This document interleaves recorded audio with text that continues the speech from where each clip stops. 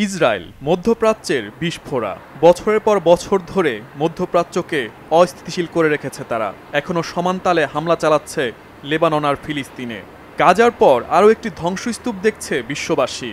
গত এক বছরে লেবাননে ২,০০০ মানুষকে হত্যা করেছে ইসরায়েল। নিহতদের মধ্যে ১২৭ জনের বেশি শিশু। নতুন করে লেবাননে একটি ফিলিস্তিনি শরণার্থী শিবিরে ইসরায়েলের হামলায় হামাস নেতা সায়েদ আতাল্লাহ সহ তার পরিবারের ৪ সদস্য নিহত হয়েছে।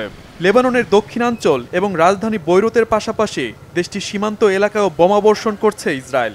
হিজবুল্লাহ গোষ্ঠী কিছুটা প্রতিরোধ গড়ে তুললেও নেতানিয়াহু বাহিনীকে ঠেকানো যাচ্ছে না। শুক্রবার লেবানন ও সিরিয়ার মধ্যে একটি সীমান্ত ক্রসিংয়েও ব্যাপক হামলা চালায় ইসরায়েল। ইসরায়েলি হামলায় এরই মধ্যে লেবাননে বাস্তুচ্যুত মানুষের সংখ্যা ছাড়িয়েছে ১২ লাখ। প্রতিদিন বাড়ছে এই সংখ্যা। জীবন বাঁচাতে সিরিয়া, তুরস্ক, জর্ডানে পাড়ি দিচ্ছে নিরীহ লেবাননবাসী। পরিবার পরিজন নিয়ে রাস্তাই তাদের শেষ ঠিকানা। দেখা দিয়েছে খাবার ও পানির সংকট। গত ১০ দিন ছিল ভীষণ ভয়ঙ্কর। আমরা কেউ ঘুমাতে পারিনি।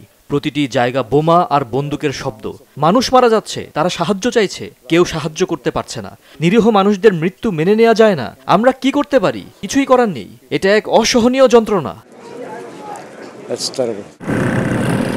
এদিকে ইসরায়েলের মিত্রদের হামলাও থেমে নেই। ইয়েমেন জুড়ে হুতি বিদ্রোহীদের ১৫টি লক্ষ্যবস্তুকে কেন্দ্র করে যৌথ বিমান হামলা চালিয়েছে যুক্তরাষ্ট্র ও যুক্তরাজ্য।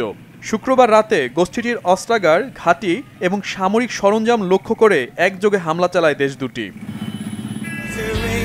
অন্যদিকে ইসরায়েলের ধ্বংসযজ্ঞের আগুনে ঘি ঢালছেন যুক্তরাষ্ট্রের সাবেক প্রেসিডেন্ট এবং আসন্ন নির্বাচনের প্রার্থী ডোনাল্ড ট্রাম্প। ইরানের পারমাণবিক স্থাপনায় ইসরায়েলের হামলা চালানো উচিত বলে অভিমত তার। শুক্রবার নর্থ ক্যারোলিনায় একটি নির্বাচনী প্রচারে অংশ নিয়ে রিপাবলিকান নেতা বলেন, পারমাণবিক স্থাপনায় হামলা চালানোর বিষয়ে ইসরায়েলের বিরোধিতা করেছেন জো বাইডেন। তার উচিত ছিল ইসরায়েলকে সমর্থন দেয়া।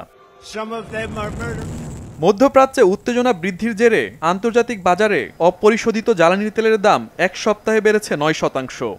এর মধ্যে শুধু বৃহস্পতিবারই এর বৃদ্ধির হার ছিল ৫%। বিশ্লেষকরা বলছেন, বাজারে অপরিশোধিত তেলের একটি উল্লেখযোগ্য অংশ আসে ইরান থেকে।